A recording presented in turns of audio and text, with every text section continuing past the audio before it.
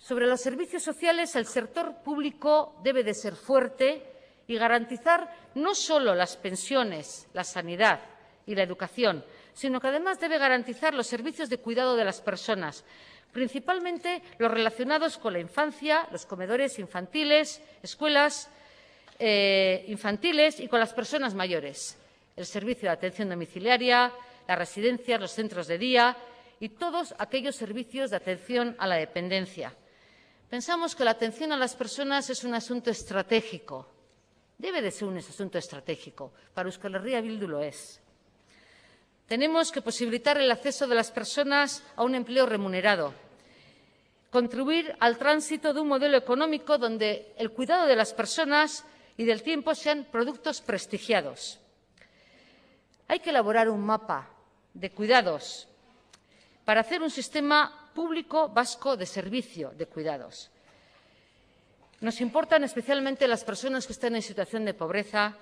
y las personas que están sufriendo las consecuencias del paro y de los desahucios, y también las personas que, por culpa de las leyes de extranjería de los Estados, están en situación de marginación. Por ello, en Guipúzcoa, por ejemplo, hemos aumentado hasta un 81 o un 48,1, 48, no 81, el gasto social para servicios sociales, 5 puntos por encima de Vizcaya, 6 puntos por encima de Álava, porque hemos conseguido que la recaudación de impuestos baje menos que en otros territorios, es decir, un 1,1%, frente a la bajada del 3,6% en Vizcaya, a la bajada del 6 o el 7% de Álava, no está claro porque los datos son opacos, y hemos conseguido también que los presupuestos propios que tiene cada una de las diputaciones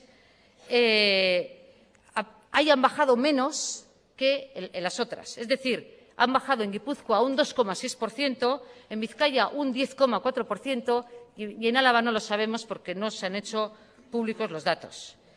El cuidado de las personas tiene un carácter estratégico.